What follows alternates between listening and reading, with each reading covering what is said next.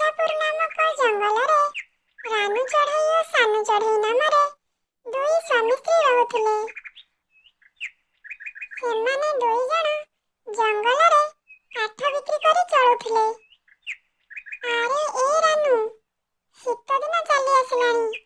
ଏବେ ଆମେ କାଠର ଦାମ ଆଉ ଟିକେ ଅଧିକ ବଢ଼ାଇ ଦେବା। ଆରେ ନା ନା, ଏ ଜଙ୍ଗଲର ଚଢ଼େଇମାନେ ସବୁ ଆମ ନିଜର। ଆମେ ସେମାନଙ୍କୁ ଏମିତି ଦାମ ବଢ଼ାଇ ହଇରାଣ କରିବାନି। ସେମାନେ ଆଉ ଆମକୁ ବିଶ୍ୱାସ କରିବେନି। କାରଣ ଜଙ୍ଗଲର ସବୁ ଚଢ଼େଇ ସେମାନେ ଆମଠୁ କାଠ ରଖନ୍ତି, ଅନ୍ୟ ଚଢ଼େଇମାନଙ୍କଠୁ କାଠ ଜମା କିଣନ୍ତିନି। ହଉ ଠିକ୍ ଅଛି ରାନୁ, ଚାଲ ଚାଲ ଆମେ କାଠ ଆଣିଯିବା। ଶୀତ ବି ଏମିତି ବହୁତ ଜୋରରେ ପଡ଼ିଲାଣି। ଚଢ଼େଇମାନେ ଆମଠୁ କାଠ ନେବାକୁ ଅପେକ୍ଷା କରିଥିବେ। ହଉ ଚାଲ। ସେହି ଜଙ୍ଗଲରେ ଆଉ ଗୋଟିଏ ଦୁଷ୍ଟ ପେଚା ଥାଏ। ସିଏ ମଧ୍ୟ ଜଙ୍ଗଲର କାଠ ବିକ୍ରି କରୁଥାଏ। ଆରେ ଏ ଚଢ଼େଇ, କାଠ ନେବୁ? କାଠର ଦାମ 50 ଟଙ୍କା। ନାଇଁ ନାଇଁ ପେଚା ଭାଇ, ଆମେ ରାନୁ ଚଢ଼େଇଠୁ କାଠ ନେବୁ।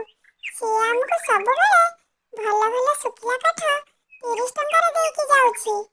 ଆଉ ତୁମେ ପେଚା ଭାଇ, ଏ କଞ୍ଚା କାଠକୁ 50 ଟଙ୍କା ଆମଠୁ ନେବ? ନା ନା, ଆମେ ତୁମଠୁ କାଠ ରଖିବୁନି। ଏମିତି ଜଙ୍ଗଲର ସବୁ ଚଢ଼େଇମାନେ ପେଚାଠୁ କାଠ ନେବାକୁ ମନା କରିଦେଲେ। ପେଚାର ରାଗ ରାନୁ ଚଢ଼େଇ ଓ ସାନୁ ଚଢ଼େଇ ଉପରେ ବହୁତ ହେଲା। ସେ ସେମାନଙ୍କଠୁ ପ୍ରତିଶୋଧ ନେବାକୁ ଚାହିଁଲା। ଗୋଟେ ଦିନ ରାନୁ ଚଢ଼େଇ ଓ ସାନୁ ଚଢ଼େଇ ଜଙ୍ଗଲକୁ କାଠ ଆଣିବାକୁ ଯାଉଥାନ୍ତି। ସେମାନେ ଗୋଟିଏ ଗଛ ମୂଳରେ ରହି କାଠ ଆଣୁଥାନ୍ତି। ପେଚା ସେଇ ଗଛ ଉପରକୁ ଯାଇ ହଠାତ୍ ରାନୁ ଚଢ଼େଇ ଓ ସାନୁ ଚଢ଼େଇ ଉପରକୁ ଗୋଟିଏ କାଠର ଡାଳ ପକାଇଦେଲା। ପକାଇଦେଲାରୁ ରାନୁ ଚଢ଼େଇ ଓ ସାନୁ ଚଢ଼େଇ ଆହତ ହୋଇଗଲେ। ଆରେ ମରିଗଲି, ମରିଗଲି, ଆମକୁ କିଏ ବଞ୍ଚା, ବଞ୍ଚା। ତା ପରଦିନ ଦୁଷ୍ଟ ପେଚା ଜଙ୍ଗଲରେ କଞ୍ଚା କାଠ ବିକ୍ରି କଲା। ଆରେ କାଠ ନେବ, କାଠ? ଆରେ ପେଚା ଭାଇ, 2-3 ଦିନ ହେଲା ରାନୁ ଚଢ଼େଇ ଓ ସାନୁ ଚଢ଼େଇ କାଠ ଦେବାକୁ କାହିଁକି ଆସିନାହାନ୍ତି? ମୁଁ ସେ କଥା କହିପାରିବିନି। ତୁମେ ଯଦି କାଠ ନେବାର ଅଛି ନିଅ, ନହେଲେ ନ ନିଅ। ଆରେ ନାଇଁ ନାଇଁ ପେଚା ଭାଇ, ରାତିରେ ବହୁତ ଜୋରରେ ଶୀତ ପଡୁଛି। ଆମକୁ ନିହାତି କାଠ ଦରକାର। ଆମ ଘରେ କିଛି କାଠ ନାହିଁ। ଏମିତି ପେଚା ଅଧିକ ରେଟରେ କଞ୍ଚା କାଠକୁ ବିକ୍ରି କରି ଚାଲିଗଲା। ଏମିତି ପ୍ରତିଦିନ ସବୁ ଚଢ଼େଇମାନଙ୍କଠୁ ପେଚା ପଇସା ଲୁଟି କରି ନେଲା।